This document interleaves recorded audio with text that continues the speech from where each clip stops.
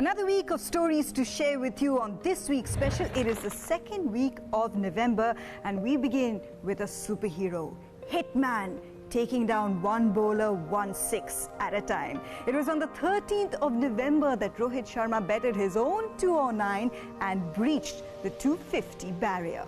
It was 2000 his third double hundred in Mohali in 2017, and that too on his wedding anniversary.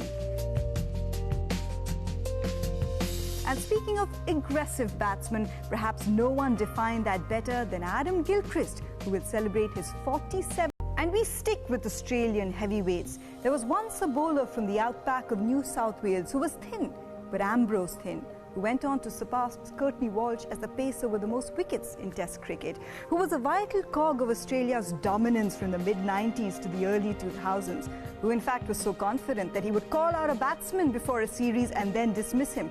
And not just any batsman, Brian Lara was his 300th Test victim. Funny then that his nickname is not as intimidating, the Pigeon. That's right, it was in this week in November in 1993 that Glenn McGrath made his international debut. And this week, the legendary Glenn McGrath contributes to Believe It or Not. The World Cup final, it was Glenn McGrath and Brett Lee that did all the damage against India, helping the Aussies become world champions. And speaking of Binga, on the 8th of November, he will celebrate his 42nd birthday. Now, Binga once told me that the first time he came to India, it was like love at first sight. There was just something about this nation that called out to him. Well, let me tell you, the feeling is mutual, because whether it's all the charity work that he does in India or all the engrossing work that he does for us in our studios, there's nothing un-Indian about Brett Lee. Have a super birthday, champ. Now, Binga was 11 years old on the 8th of November in 1987, dreaming of the day that he too would lift a World Cup trophy with his nation, because that was the day that Australia won their first ever world title. At the historic Eden Gardens, this was when the era of world domination began from Australia. Historic Eden Gardens in Kolkata, the venue for the start of this legacy, Australia's world domination. In fact, India have played a significant role in some other nations' history as well.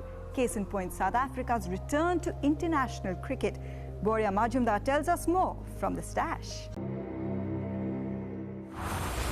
So do you remember South Africa's re-entry into international cricket? If you do, use the hashtag TWS on SS to let us know. We'll take a breather and we'll be right back.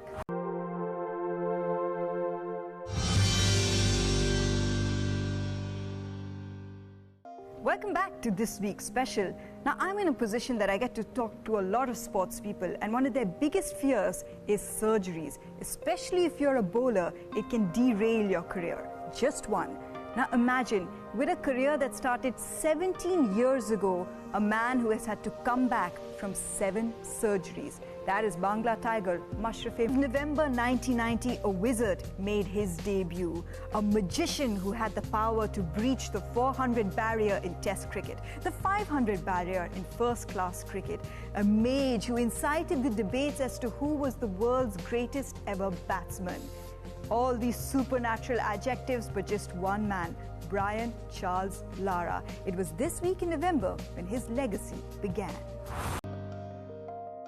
Another week of stories to share with you on this week's special. It is the second week of November and we begin with a superhero, Hitman, taking down one bowler 1-6 at a time. It was on the 13th of November that Rohit Sharma betted his own 209 and breached the 250 barrier. Batsman, perhaps no one defined that better than Adam Gilchrist, who will celebrate his 47th birthday.